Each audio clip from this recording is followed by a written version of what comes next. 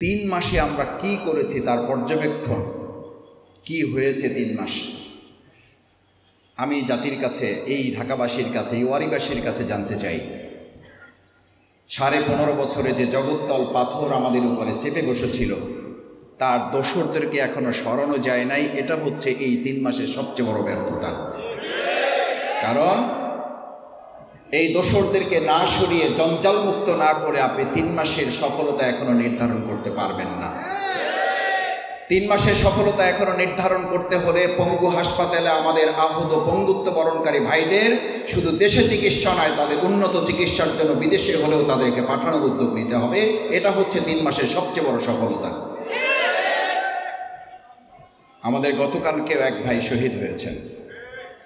এখন আমরা জানি না আরও কতজন ভাই এই জুলাই আগস্টে আহত পঙ্গুত্ব বরণকারী আল্লাহর কাছে চলে যাবেন, শহীদ হবেন, আমরা কেউ তা জানি না।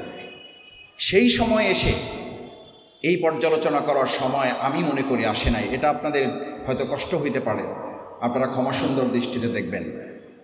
আমি বলছি এই জন্য যে বিগত 15.5 বছরে যে বাংলাদেশকে ভেঙে চুরে খান খান করে ফেলা হয়েছে, আমাদের অনেকে সাংবাদিক ভাইয়েরা, আমাদের অনেক সহকর্মী ভাইয়েরা আমাদের কাছে জানতে চান, মাসুদ ভাই 3টা মাস চলে গেল, আমরা এখনো বাজারে দ্রব্যমূল্যের ঊর্ধ্বগতি লাগাম টানতে পারি নাই।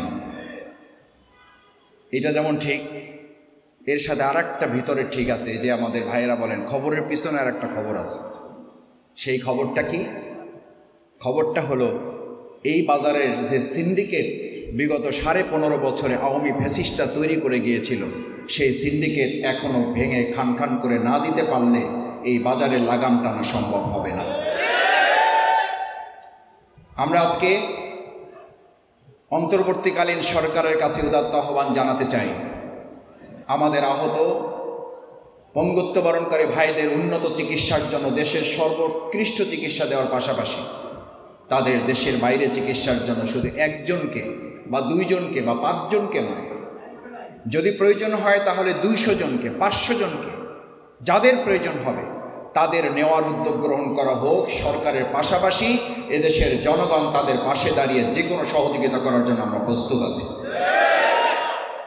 আলহামদুলিল্লাহ, বাংলাদেশ জামাত ইসলামী আমিরে জামাত ডক্টর শফিকুর রহমান এই আন্দোলনের শহীদ পরিবারে প্রত্যেক পরিবারকে আমরা 2 লক্ষ করে টাকা দিচ্ছি। এইটা পরিমাণে খুব বেশি না, কিন্তু একটা পরিবারের পাশে গোটা বাংলাদেশে যত শহীদ হয়েছে, আমাদেরকে বারবার জিজ্ঞেস করা হয়েছে জামাত ইসলামের শহীদ কতজন, ইসলামী ছাত্র শিবিরের শহীদ কতজন, জামাত ইসলামের পঙ্গুত্ব বরণ করেছে কতজন, জামাত ইসলামের হাত হারিয়েছে কতজন, ছাত্র শিবিরের চোখ হারিয়েছে কতজন। আমরা দ্ব্যর্থহীন কণ্ঠে বলেছি এই আন্দোলন সংগ্রামে যারাই হাত হারিয়েছে, যারাই পা হারিয়েছে, যারাই জীবন দিয়েছে, যারাই একটা বুলেট খেয়েছে, যারা একটু ঘাম জড়িয়েছে, যারা একদিনের জন্য ফ্যাসিস্টের বিরুদ্ধে আন্দোলনের মিছিল করেছে, প্রত্যেকটা ভাই আমাদের এই দেশের জনগণ, আমাদের এই দেশের সম্পদ। তারা কোনো রাজনৈতিক দলের না, তারা এই দেশের এই জনগণের এবং সম্পদ হয়ে তারা ইতিহাসের উচ্চ স্থানে অধিষ্ঠিত হবে। যখনই তারা দলের সম্পদে পরিণত হবে তখনই এই ভাইরা সম্মানিত হওয়ার পরিবর্তে তার পরের দিন থেকে তার অপমান এবং লাঞ্ছনার শিকার হবে। 1971 সালের মুক্তিযুদ্ধ এবং মুক্তিযোদ্ধাকে আওয়ামী ফ্যাসিস্টরা সবচেয়ে বড় অপমান করেছে। তাদেরকে দলের আন্ডারে নিয়ে দলের সম্পদে পরিণত করে দেশের মানুষের কাছে তাদেরকে অপমানিত, লাঞ্ছিত করা হয়েছে।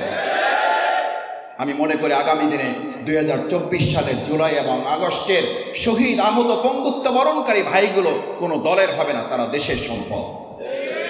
এবং আমরা এটাও অন্তর্বর্তীকালীন সরকারের কাছে আহ্বান জানাই, 71 সালে মুক্তিযোদ্ধাদের তালিকা এখনও নাকি সম্পন্ন করা যায় নাই। এই সরকারকে এসে বলতে হচ্ছে এটা আপডেট করতে হবে। আমরা উদাত্ত আহ্বান জানাই 2024 সালের জুলাই আগস্টের ছাত্র জনতার গণ অভ্যুত্থানে যারা শহীদ হয়েছেন, অন্তর্বর্তীকালীন সরকারের 100তম এই যে দিন অতিবাহিত হয়েছে, কাজের অগ্রাধিকার লিস্টের মধ্যে তাদের প্রথম প্রায়োরিটি দেওয়া উচিত শহীদদের তালিকা, আহত পঙ্গুদের তালিকা গ্রহণ করে, তালিকা তৈরি করে তাদের প্রত্যেকের কাছে আরও যা যা সহযোগিতা প্রয়োজন সেই সহযোগিতা নিয়ে তাদের পাশে দাঁড়ানো। সম্মানিত ভাইয়েরা, 2024 সালের জুলাই আগস্টের ছাত্র জনতার আন্দোলন হয়েছিল কোনো দলের না, কোনো দলের ব্যানারে হয় নাই।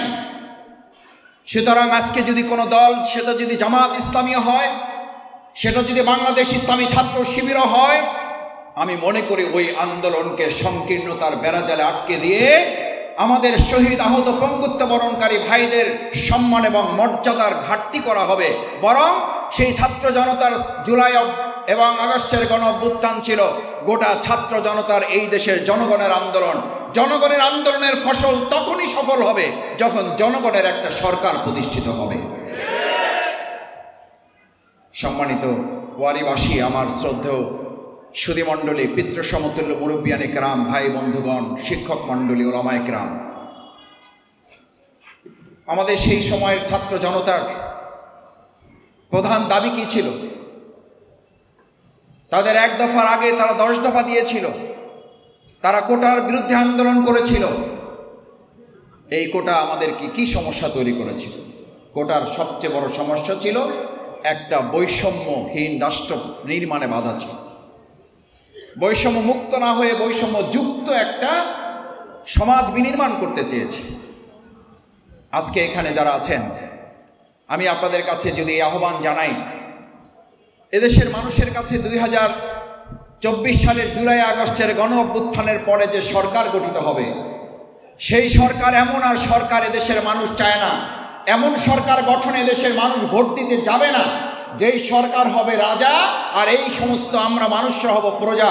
রাজা প্রজার দিন শেষ, সমস্ত জনগণের বাংলাদেশ, এই স্লোগান নিয়ে আগামী দিনে দেশ তৈরি হবে। সমগ্র জনগণের বাংলাদেশ যদি হয়, তাহলে বাড়ি নির্মাণ করতে টাকা চাঁদা দিতে হবে। সমগ্র জনগণের বাংলাদেশ যদি হয়, তাহলে ভ্যানে করে যিনি সবজি বিক্রি করতে হবে, তাকে কোন ভাই ব্রাদারের কাছে মাসে, দিনে, সপ্তাহে তাকে কেন 100 টাকা দিতে হবে?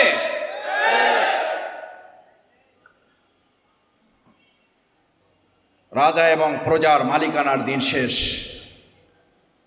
18 কোটি জনগণের বাংলাদেশ।